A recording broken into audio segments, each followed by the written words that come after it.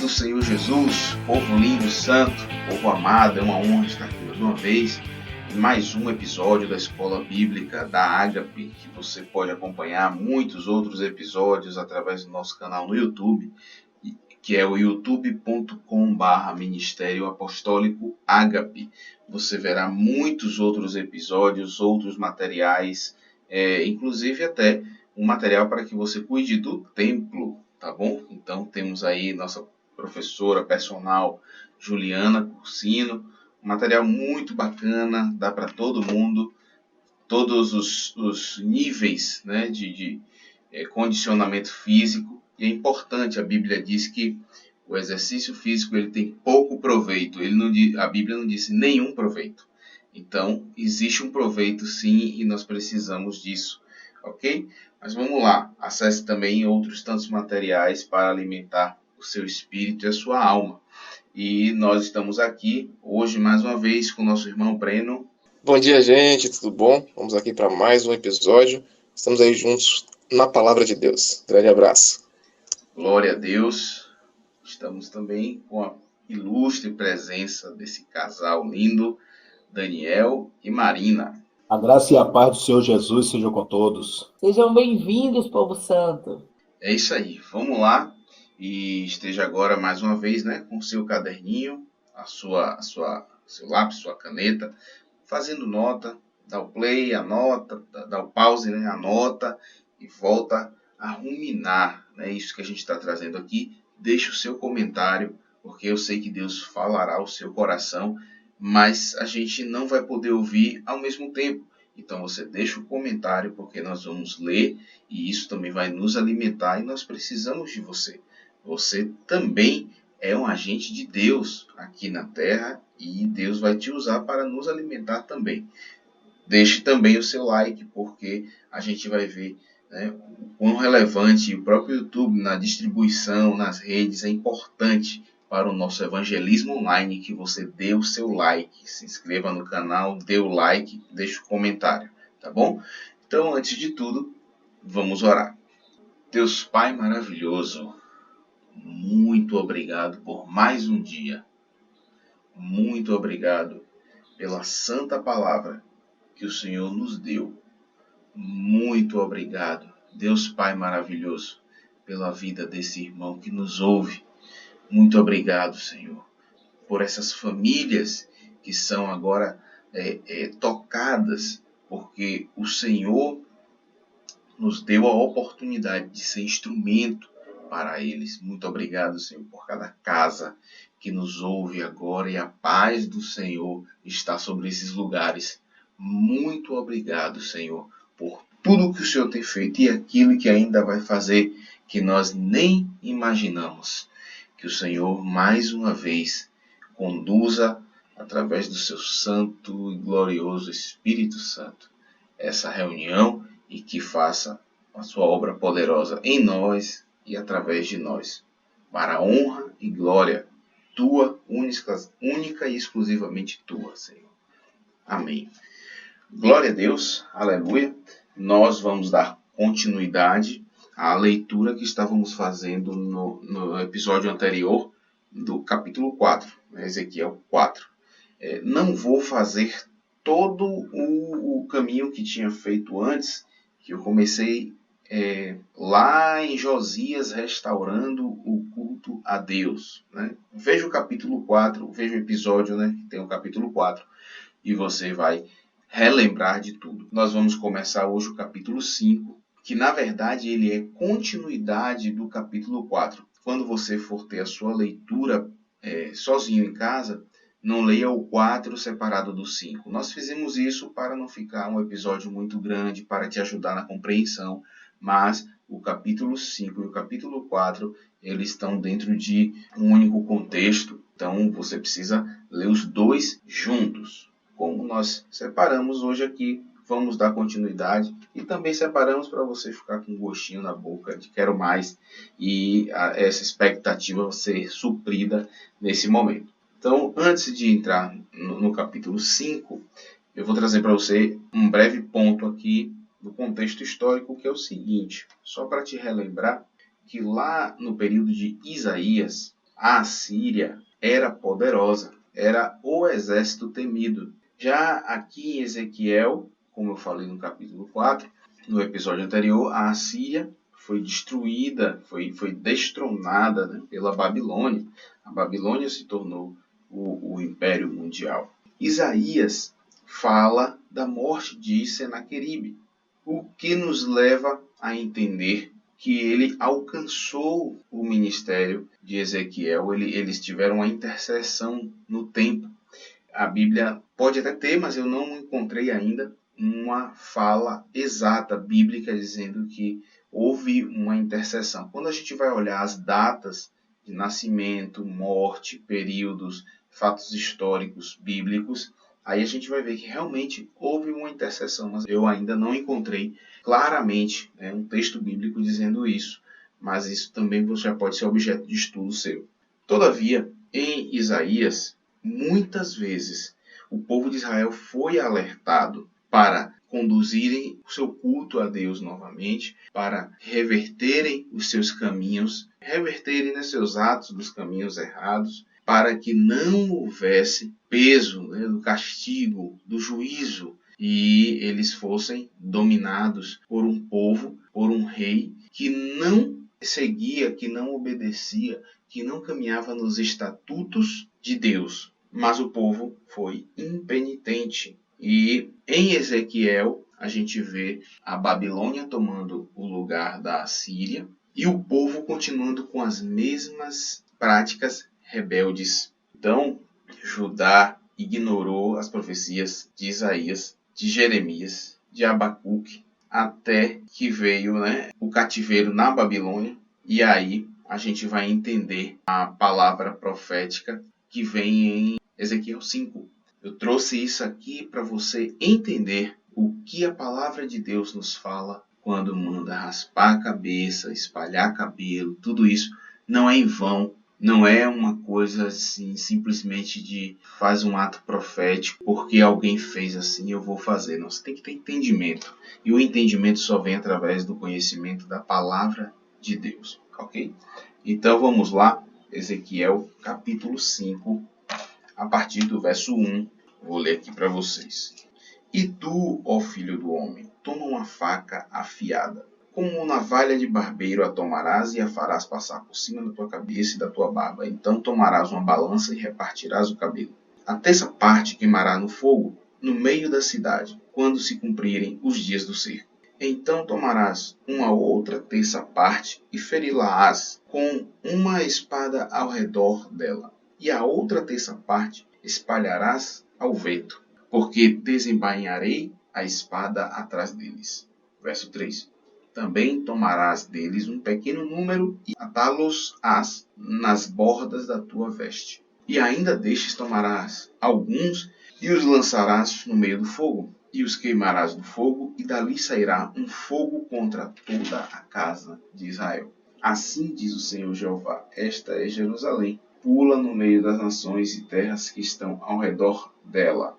Quando eu te falei, né, sobre a impenitência, o aviso de Deus em Isaías, Jeremias, Abacuque, o próprio Ezequiel, o ministério dele já começa de uma forma muito intensa. E isso é o que está narrado na Bíblia, gente. Então, Deus manda o profeta rapar os cabelos e espalhar. E uma pequena parte ficará com ele nas bordas das suas vestes. Você já parou para pensar o que isso pode representar? Brenão queria pontuar algo nesse sentido? É interessante, né, que a palavra ela já explica, e já vai explicar depois o que significa cada uma, mas dessa dos cabelos da veste ela não fala. Uma coisa interessante é que a gente leu lá em Jeremias, se eu não me engano, de que um remanescente ficaria. E de que em outros momentos o próprio Senhor, ele diz que ele guardou um remanescente de Israel, e se Deus não tivesse guardado, não haveria sobrado a nação de Israel. Então é interessante que o próprio Deus ele guarda algumas pessoas fiéis para ele, para que o projeto que ele designou continue. Perfeitamente. Você vê que, como a gente já vinha falando, né, desde o começo de Ezequiel, é uma linha que a gente tem trazido muitos, que é a seguinte: as profecias, as parábolas, elas têm um cumprimento para aquele momento, aquele povo, E quando eu digo aquele momento, não é necessariamente o profeta falou e a coisa aconteceu. Pode ser assim também.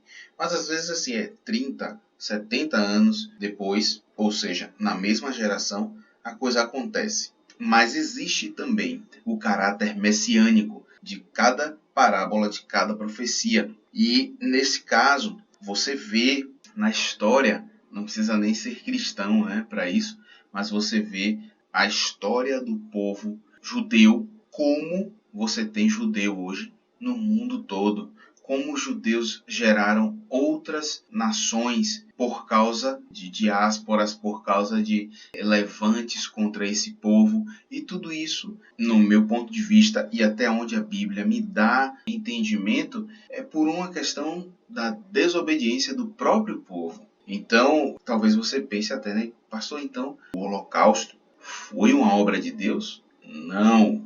Mas lembre-se que lá em Levítico 26 existem dois caminhos.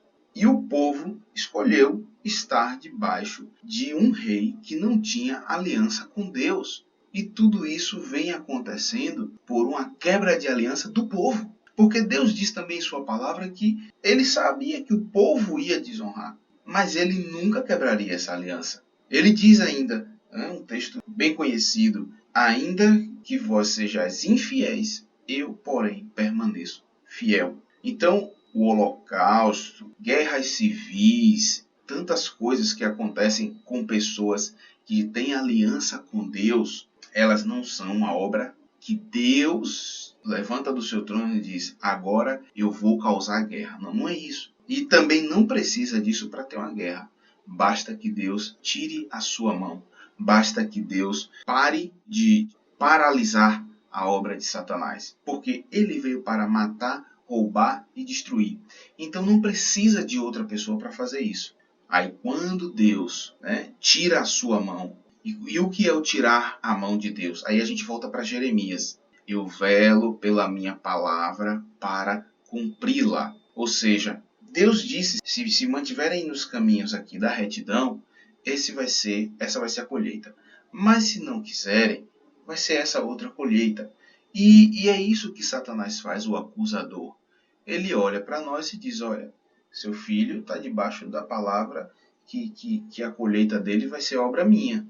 E muitas, inúmeras vezes, a misericórdia de Deus, através do nosso advogado, que é Jesus, lá do lado do trono, intercedendo por nós, nos livra do mal. Mas, segundo a própria palavra de Deus, a gente mereceria realmente duras penas. E é isso que aconteceu com esse povo por causa dos caminhos errados que eles tomaram.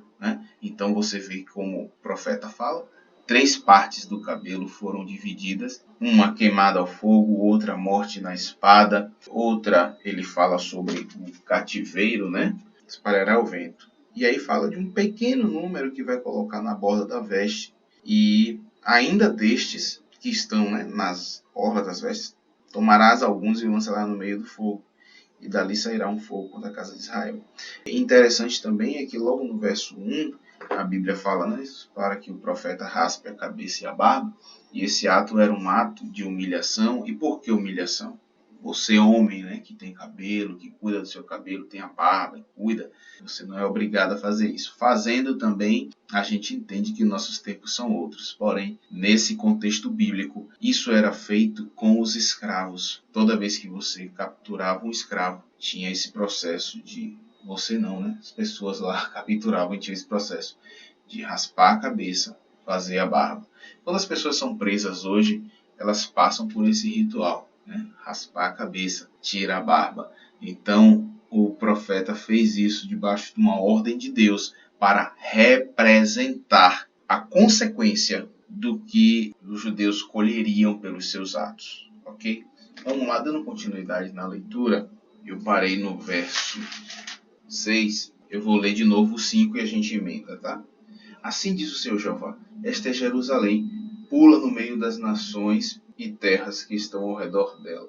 Ela, porém, mudou em impiedade os meus juízos mais do que as nações, e os meus estatutos mais do que as terras que estão ao redor dela. Porque rejeitaram os meus juízos e não andaram nos meus preceitos. Portanto, assim diz o Senhor Jeová: porque multiplicastes as vossas maldades mais do que as nações que estão ao redor de vós, dos meus estatutos não andastes, nem fizestes os meus juízos, nem ainda procedestes segundo os juízos das nações que estão ao redor de vós, por isso, assim diz o Senhor Jeová: eis que eu, sim, eu mesmo estou contra ti, e executarei juízos no meio de ti, aos olhos das nações, e farei em ti o que nunca fiz e o que jamais farei, por causa de todas as tuas abominações.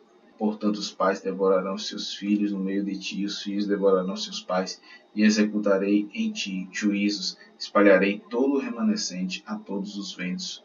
Portanto, tão certo como eu vivo, diz o Senhor Jeová, pois que profanaste o meu santuário, com todas as tuas coisas detestáveis e com todas as tuas abominações, também eu te diminuirei, e o meu olho te não perdoará, nem também terei piedade. Vamos ler até o final.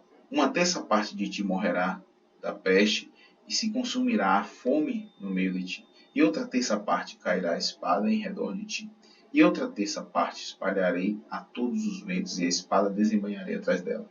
Assim se cumprirá a minha ira, e satisfarei neles o meu furor, e me consolarei. E saberão que sou eu, o Senhor, que tenho falado no meu zelo, quando cumpri neles o meu furor. E te porei em assolação e como opróbrio entre as nações que estão ao redor de ti, aos olhos de todos os que passarem. E o opróbrio e a infâmia servirão de instrução e espanto às nações que estão ao redor de ti, quando eu executar em ti com ira e com furor, em furiosos castigos. Eu, o Senhor, falei. Quando eu enviar as terríveis flechas da fome contra eles para a sua destruição, as quais eu mandarei para vos destruir, então aumentarei a fome sobre vós e tornarei instável o sustento do pão. E enviarei sobre vós a fome e más bestas que te desfilharão, e a peste e o sangue passarão por ti, e trarei a espada sobre ti. Eu, o Senhor, falei. Então, vocês vejam que ele traz a Bíblia, né? O Senhor, através da sua palavra, traz também a ilustração muito semelhante ao que ele traz através do profeta, né? Com atos proféticos no começo do capítulo. Eu gostaria de lembrar a você que quando nós estudamos Isaías, eu falei de uma expressão que está lá em Isaías 7:20, falando de quem? Do rei da Assíria. Deus dizendo que ele era uma navalha alugada que raparia, né, cabelo e barba de Israel. Então, observe que é a mesma expressão, o mesmo sentimento que está no coração de Deus em relação aos atos que foi naquele tempo, né, falando especificamente para Israel e agora para Judá, porque são nações que, como a Bíblia diz aqui, acabamos de ler, deixaram os estatutos de Deus, deixaram o estatuto do seu Criador, do seu Pai, quebraram a aliança. E por isso Deus ficou, né, realmente extremamente de mãos atadas para fazer algo pelo seu povo, porque não adiantou Josias restaurar o culto. O povo não quis isso. Levantou um rei logo em sequência, que inclusive só governou 3 meses, para que fizesse tudo contrário ao que Josias havia restabelecido. Lembrando a você que Josias trouxe novamente a celebração do culto como Deus queria, e Josias restaurou a celebração da Páscoa, e o povo de Deus não quis isso. Ok? Então, que fique claro para você que não é Deus uma pessoa miserável, ruim, porque não fez como eu fiz, eu vou te castigar. Não é isso. Deus coloca para nós 2 opções, 2 caminhos. Sempre foi assim, desde Gênesis. Filho, coma de tudo daquela árvore? Não. Então, ele tinha 2 opções. Fazer de tudo como Deus ordenou, e ele podia também ser desobediente e decidir ir além do que Deus ordenou. Agora você imagine um Deus infinito, um Deus poderoso, infinito não, eterno. Isso é diferente, tá, gente? Em outro momento a gente entra, mas um Deus eterno, poderoso, pleno, que conhecia todas as coisas, diz para mim e para você, tudo que você quiser eu posso te dar. Eu já coloquei para você. Somente uma coisa eu te peço que você não faça. mas é justamente essa uma coisa a escolha do ser humano. E aí, Deus é ruim? Para você pensar. E para você começar a lidar bem com essas consequências dos atos desse povo, dos meus e dos seus atos. Do que a igreja colhe hoje. O que a igreja colhe hoje é fruto de desobediência. Ou melhor, os castigos, as perseguições, né, as divisões, tudo que vem na igreja hoje, no corpo de Cristo, é fruto de desobediência. E aí não podemos reclamar, devemos nos arrepender. Em relação a esses juízos de Deus, eu quero só te trazer um conhecimento do seguinte. Um juízo, uma pena, uma sentença, ela vai ser favorável a uma pessoa e desfavorável a outra, falando do julgamento entre os homens, tá? Mas a função do juízo e da pena é a mesma, tanto no que Deus criou e a sua santa palavra, quanto o que os homens fizeram. E eu acredito que fizeram com base no ensino e no conhecimento de Deus. A pena, ela tem duas funções. A primeira função é desencorajar a conduta que viola a lei, tá? E aquele violador ser exemplo de que violar a lei não é bom. E o segundo é educar, é ensinar. Ou seja, pega aquela pessoa que serviu como exemplo e em cima dela nós vamos fazer um trabalho, né, de conscientização para mostrar às pessoas, olha, é melhor estar no lugar de quem obedece à lei do que estar no lugar de quem desobedece à lei. Portanto, esses juízos, esses decretos que vêm sobre o povo de Deus, não vamos julgar o decreto, ok? Não vamos julgar o decreto. Até porque, qual finalidade tem isso? Um juízo, uma sentença, um decreto é algo já estabelecido. Se você concorda ou não, é um direito que lhe assiste, mas você não vai mudar nada.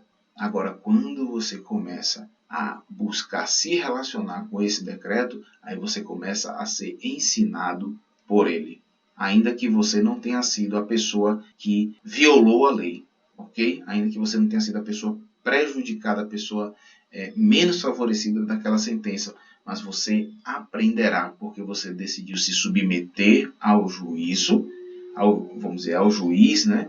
A quem é a autoridade para dar aquele decreto, e aí, debaixo da submissão, tudo flui, você começa a encontrar caminhos. Dando continuidade, a gente vai falar aqui, pontuar, né, no capítulo 6 algumas coisas, porque vai te ajudar a rever passos atrás do capítulo 4 e do capítulo 5, e a gente não vai fazer só um episódio para o capítulo 6, senão vai ficar muito curto. Então a gente vai entrar um pouquinho no capítulo 6. Mas antes disso, só para te lembrar, Ezequiel 5,16, quando a Bíblia diz, né? Quando eu enviar as terríveis flechas da fome contra eles para a sua destruição, as quais eu mandarei para vos destruir, então aumentarei a fome sobre vós e tornarei instável o sustento do pão. Isso aqui a gente volta lá para o capítulo 4, onde Daniel, inclusive, falou muito bem, né? Nos explicou muito bem, ou melhor, trouxe, né, um clareamento sobre o sacrifício que o profeta passou. E aqui vem a resposta, porque tornarei instável o sustento do pão. Isso está lá no capítulo 4, você volta na sua leitura e você vai entender, tá bom? Voltando aqui agora, vamos para o capítulo 6, verso 1. E veio a minha palavra do Senhor, dizendo, Filho do homem, dirige o teu rosto para os montes de Israel e profetiza contra eles. E dirás, montes de Israel, ouvi a palavra do Senhor Jeová. Assim diz o Senhor Jeová, aos montes, aos outeiros, aos ribeiros e aos vales. Eis que eu, sim, eu mesmo trarei a espada sobre vós e destruirei os vossos altos. E serão assolados os vossos valentes e quebradas as vossas imagens do sol. E derribarei os vossos traspassados diante de vossos ídolos, e porei os cadáveres dos filhos de Israel diante dos ídolos, e espalharei os vossos ossos em redor dos vossos altares.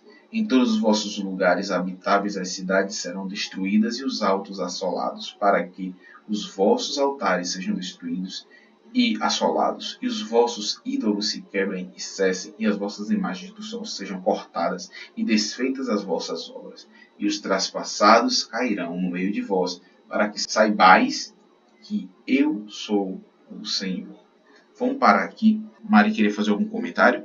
Então, eu estava lendo essa palavra, né? E ela me chamou a atenção porque o Senhor ele já vinha falando lá, como o Breno comentou na semana passada, desde Gênesis o Senhor vem avisando, vem advertindo, vem falando ao povo o que sucederia, né, se eles não obedecessem, sendo que esse próprio povo disse que obedeceria a tudo o que Deus falou.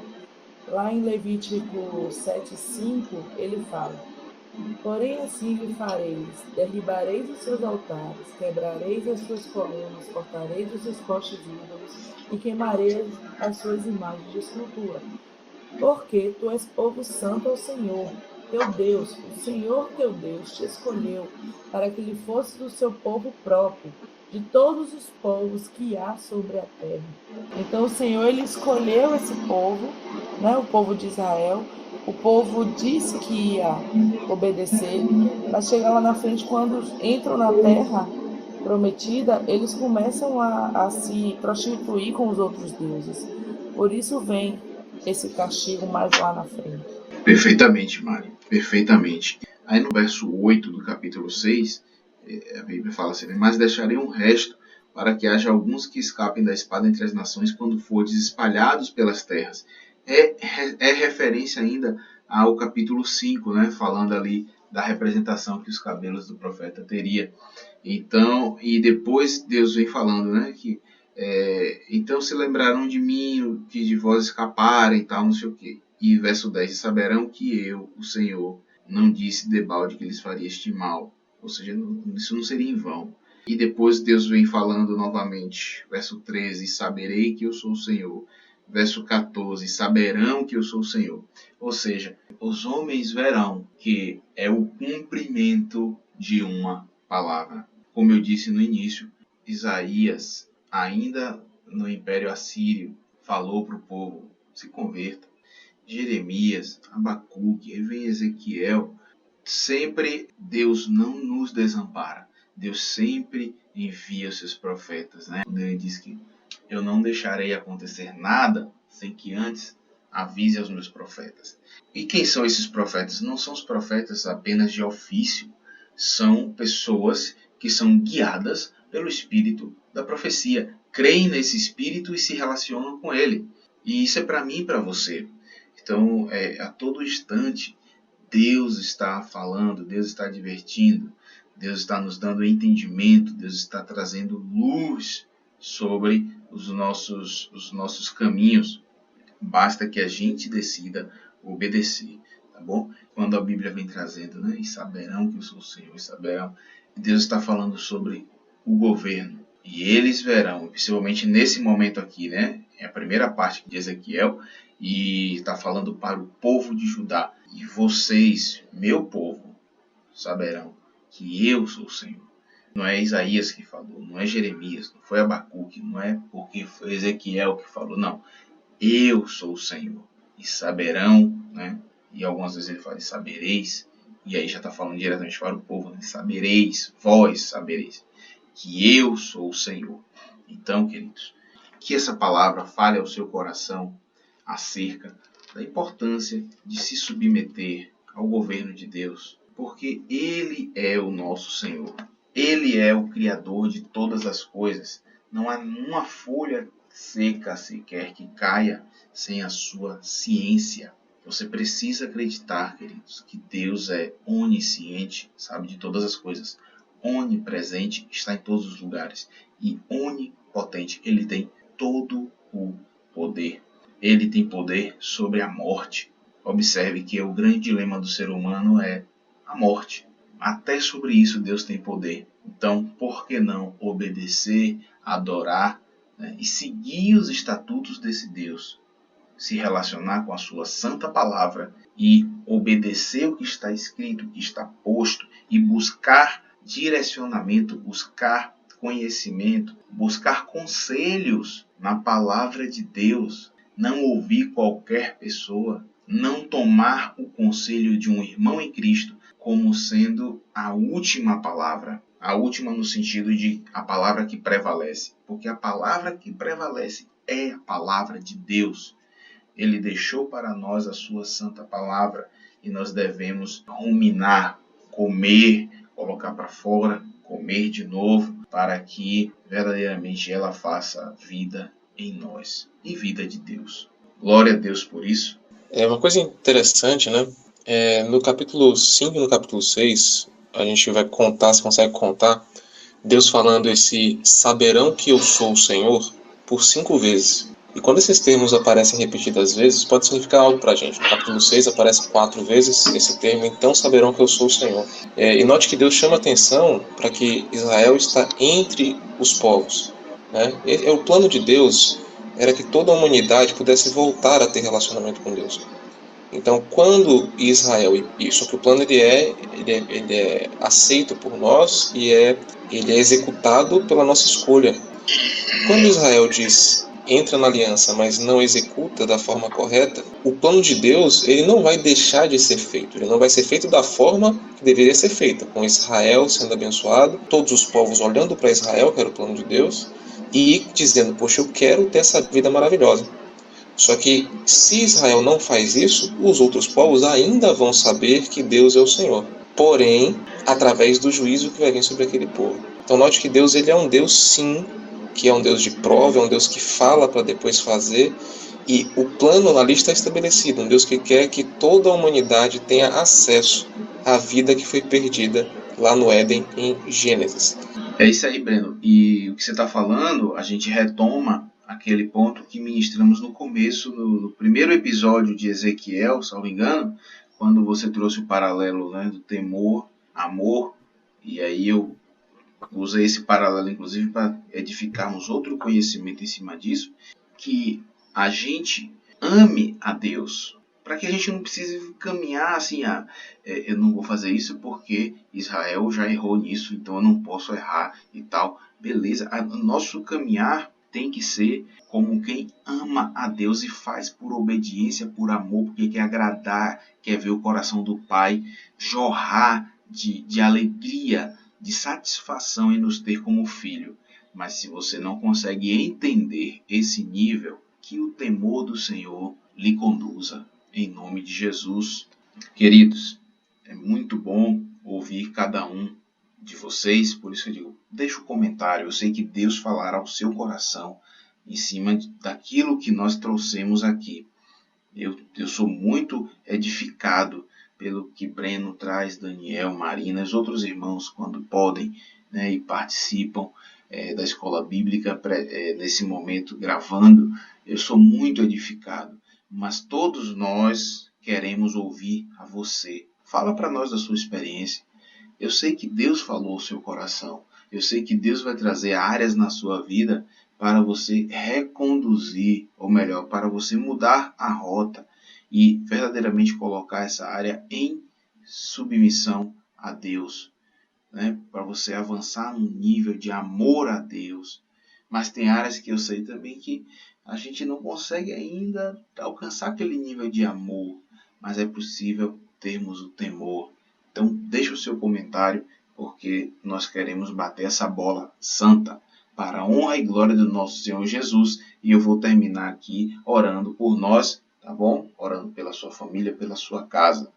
Senhor Jesus, muito obrigado, Pai, porque se não fosse pelo teu sacrifício na cruz, nós não poderíamos estar aqui nesse momento recebendo essas revelações nesse nível. Não poderíamos ter o Espírito Santo dentro de nós.